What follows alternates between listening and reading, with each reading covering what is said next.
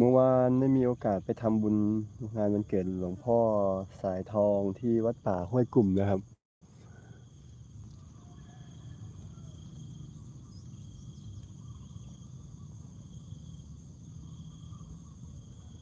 ท่านเกิดที่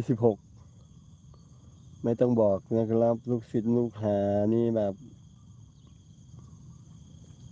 ได้กันเต็มอิ่มขอบคุณมากครับหลวงพ่อ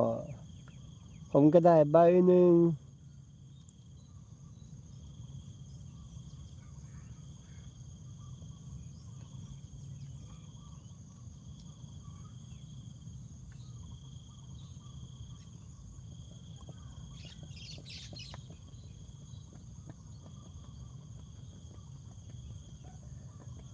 ซึ่งก็แฮปปี้มากดีใจมาก